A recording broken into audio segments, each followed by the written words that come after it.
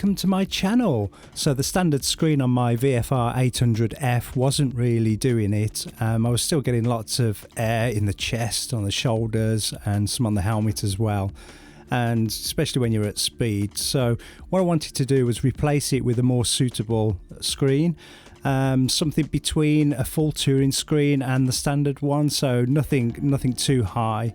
So I opted for a Powerbronze double bubble screen, links in the description below, and I thought I'd just share with you the install of it, which was simple to do but very fiddly nonetheless.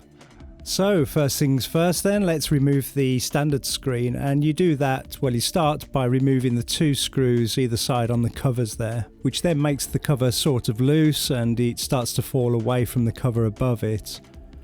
The tricky part is those covers are sandwiched together using, there's like some little tabs in there which you'll see when I get it pulled off.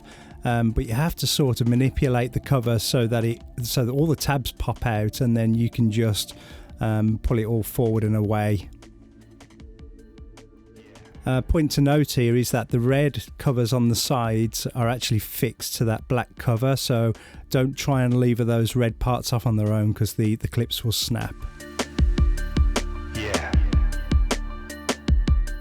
Once you've got the cover off, the rest is pretty simple. There are 2 more little hex nut screws in there, bolts, whatever you want to call them, and they just go through the top cover and they actually hold the screen on. So if you take those 2 screws out, just be careful not to lose any of the little washers that are on there.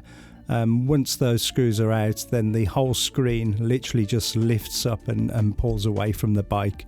Very simple once you're in there. Okay, and once the screen's off, it's just a matter of reversing the process. The Powerbronze screen that I bought, the double bubble one, it comes without any fittings. You use the original Honda fittings that are already on the bike, and it's an exact match, so all the holes are where they should be and all the hooks and all that kind of stuff. So you literally just slot it back down into the cover, screw it back in, and then get the cover back on and screw the cover back on. Job done.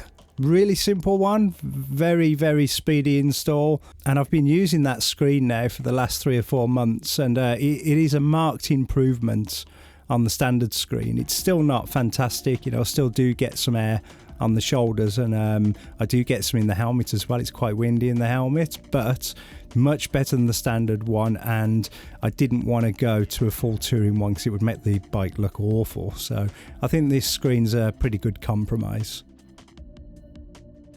Well, thank you for watching. Please consider subscribing if you like my content, and I will see you in the next vid. Bye-bye.